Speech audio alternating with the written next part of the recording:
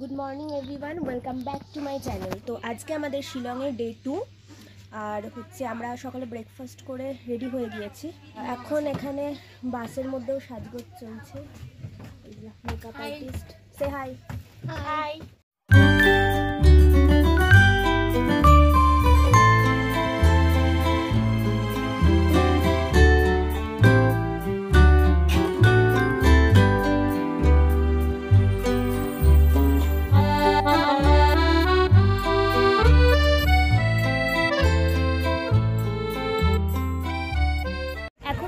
Elephant Falls.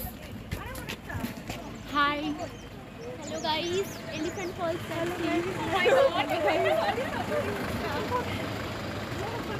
তো এখান থেকে অনেকটাই হাঁটতে হবে। হ্যাঁ, সামনে 35 মিনিট দেওয়া হয়েছে। হ্যাঁ, এখানেও 35 মিনিট। কালকে যে জিনিসটা বলতে ভুলে গেছিলাম যে এখানে প্রত্যেক জায়গার এন্ট্রি ফিস আছে, তবে আমরা যেহেতু একসাথে অনেকজন স্টুডেন্ট এসেছি, তো স্টুডেন্ট কার্ড দেখে, কলেজের আই কার্ড দেখে আমরা কিছুটা 10% 20% করে ডিসকাউন্ট পেয়েছি। কালকে যেমন বারাপানি লেকে 70 করে বোধহয় প্রাইস ছিল টিকিট এন্ট্রি ফি, সেটা আমাদের 50 পড়েছে, আর আজকে 100 ছিল, সেটা 90 পড়েছে। তো একটু জোরেই হাঁটি। আচ্ছা, এখানে বেশ সুন্দর মার্কেট রয়েছে।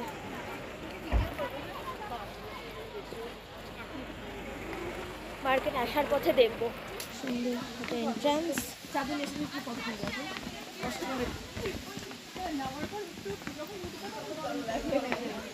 হাঁটতে হবে। এখানে লেখা রয়েছে যে ফার্স্ট ফলটা এখানে, সেকেন্ড আর থার্ডটা ওই পাশের রাস্তায়। নিচে নামি।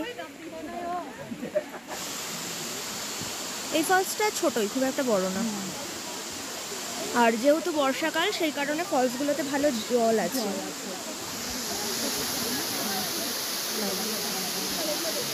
সেকেন্ড আর থার্ড ফলের কাছে চলে এসেছি। এটা আরও খানিকটা নিচে, ফার্স্ট ফলসটা থেকে অনেকটাই নিচে নেমে গিয়ে।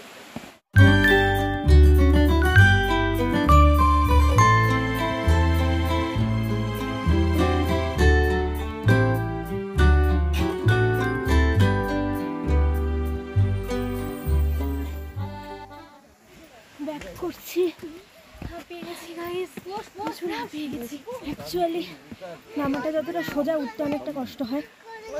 সাথে সিঁড়িগুলোও খুব খাড়া খাড়া, বাট ঠিক আছে।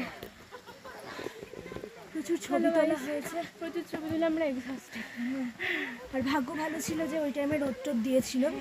এখন আবার মেঘলা হয়ে গেছে, শীত করছে। তাই জন্য ছবিগুলো ভালো এসছে।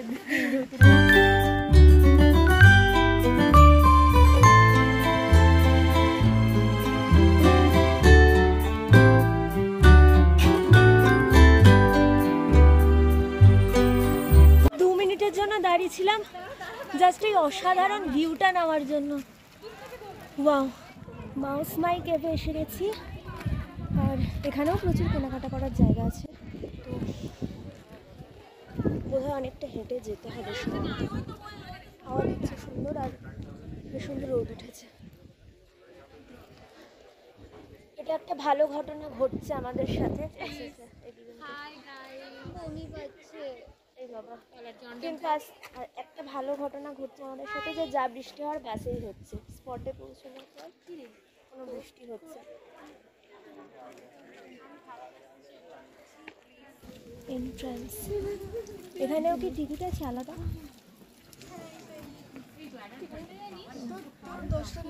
এই যে গাইড ম্যাপ।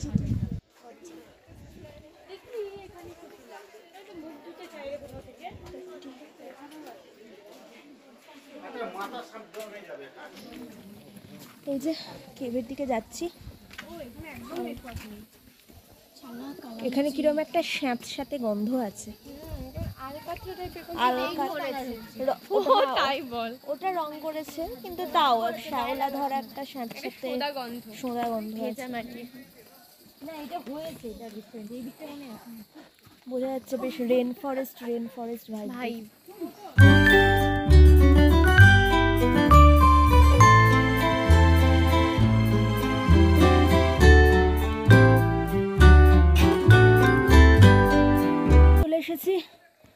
গুহার ভেতরে ঢুকবো। আচ্ছা, ফ্ল্যাশটা জ্বালাতে হবে। ভেতরে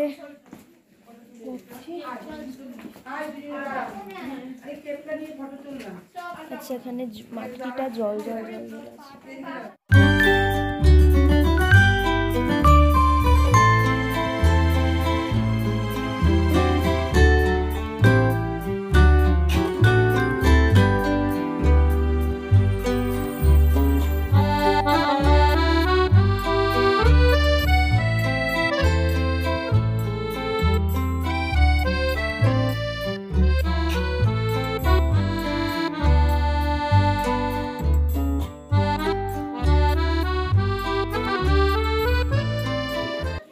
ওই সরু জায়গাটা থেকে বেরোলে পরে আবার খানিকটা ওয়াইড আছে, এরকম করে একটু চলতে হবে।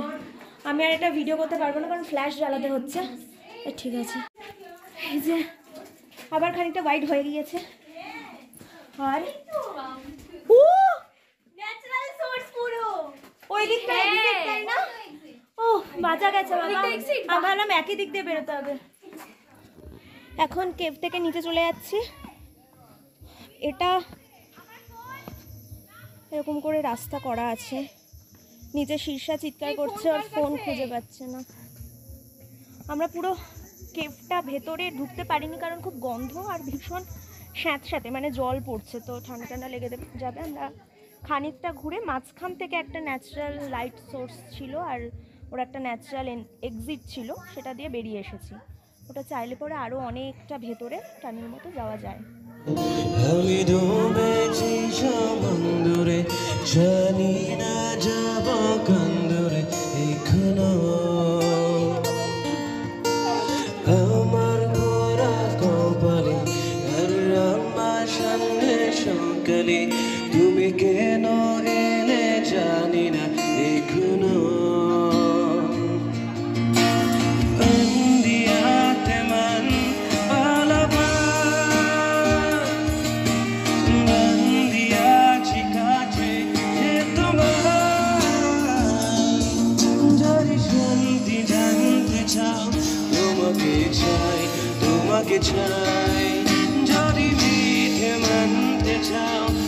সেভেন সিস্টার ফলস ওই যে পিছনে,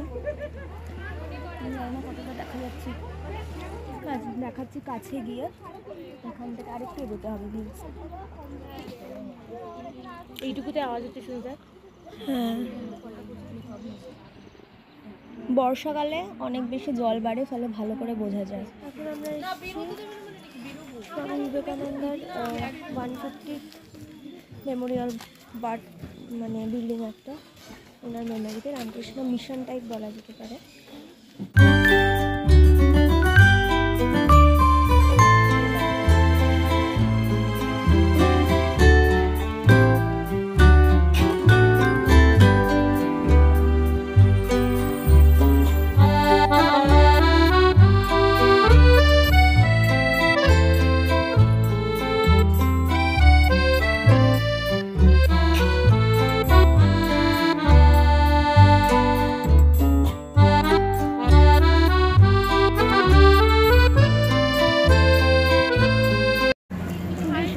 মার্কেটিং করতে এসেছি, এখন একটু বাড়ির জন্য কেনাকাটা করবো।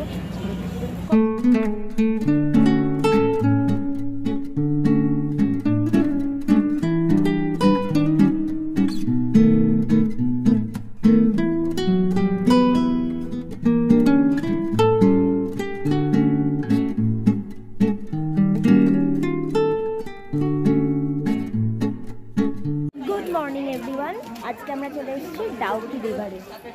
আমাদের হোমস্টে থেকে এটার ডিস্টেন্স প্রায় 3 ঘন্টা মতো সময় লেগেছে, অনেকটাই। সে কারণে সকালে আমি শুরু করবো, এখন পৌঁছে গিয়েছি। আমরাও ভেতরে যাচ্ছি আর আপনাদেরকেও দেখাবো ভিডিও কেমন স্পটটা।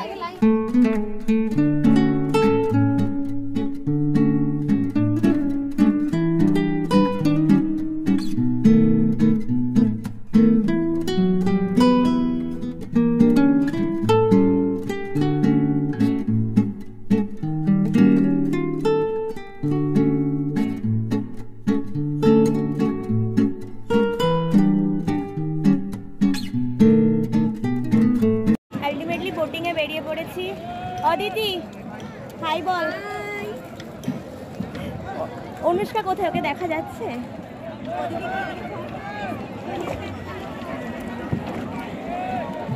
আজকে প্রচন্ড রোদ, বেশ ভালোই লাগছে।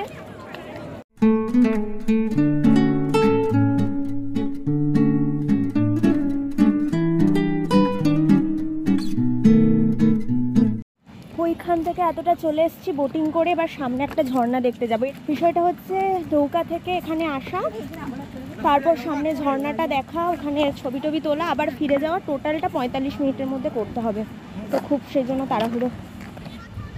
ঝর্ণার ওখানটাতে ঘোরা হয়ে গেছে, ফিরে যাচ্ছি। যে জল সুন্দর, এখন তাও একটু ঘোলাটা হয়ে গেছে। সকালে আসার পথে আরও বেশি স্বচ্ছ ছিল, পুরো পাথর দেখা যাচ্ছিল নিচে। এই যে ডাউকি, আর এখানে একটা মজার ব্যাপার, এই যে বাঁশটা, তার ওপাশে বাংলাদেশ আর এপাশে ইন্ডিয়া।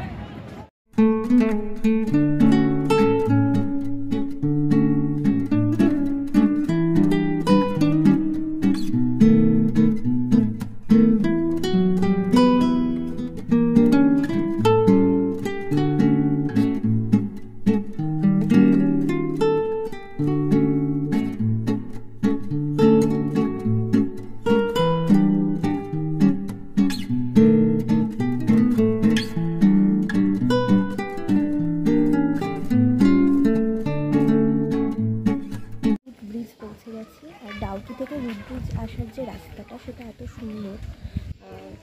পাশে পাশে এক পাশে বাংলাদেশ, এক পাশে ইন্ডিয়া, আর ঠিক যে তার জালি দিয়ে তার কাটা রয়েছে, সেটার পাশ দিয়ে পুরো রাস্তাটা।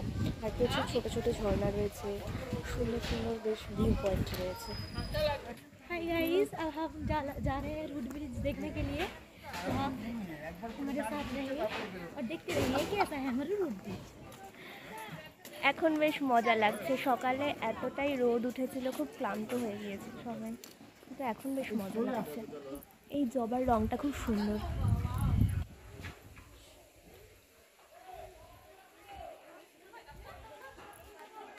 অনেকটা নিচে হেঁটে যেতে হবে, পৌঁছালাম এবার। আমাকে নিচ্ছি, ঘুমে বিধ্বস্ত আমি, আমরা বিধ্বস্ত গাইস।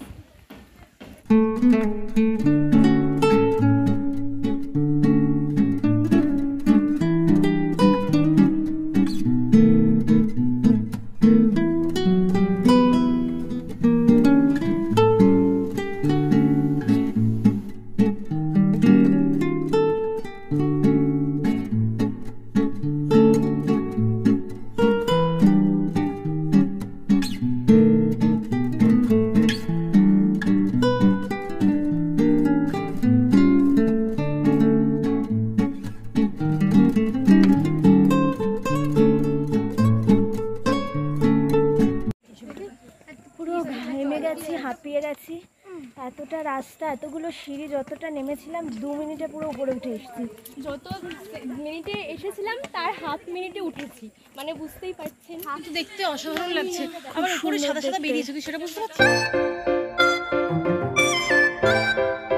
আমরা এখন মৌলিলং ভিলেজে এসেছি, এটা হচ্ছে সব থেকে এখানে ফেমাস ভিলেজ, তো সবাই আসছে তাই আমরা এসেছি। তবে চলো দেখতে থাকি। মৌলিলং ভিলেজে এসেছি, এটা হচ্ছে ক্লিনেস্ট ভিলেজ, মানে সব থেকে বেশি পরিষ্কার। তো ভেতরে যাচ্ছি, এখন ঘুরছি।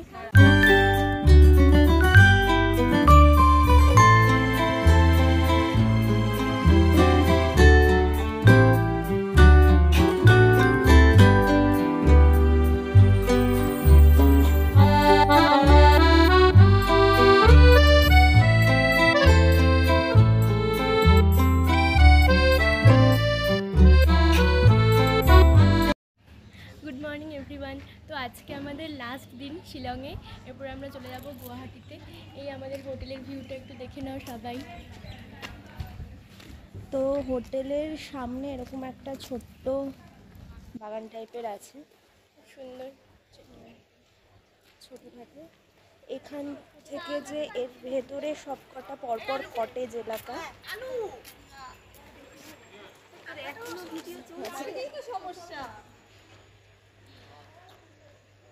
এর ভেতরে সব কটেজ আছে, আর এখানে হচ্ছে ধাবা আছে, যেটা বিভিন্ন ইভেন্ট বা অকেশনের জন্য ভাড়া নেওয়া যায়, স্পেশাল ইভেন্ট বা অকেশনের জন্য।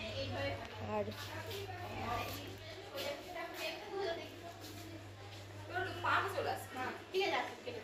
এখানটায় রিসেপশন, আর ভেতরে গিয়ে এই পাশে সব রুম আছে।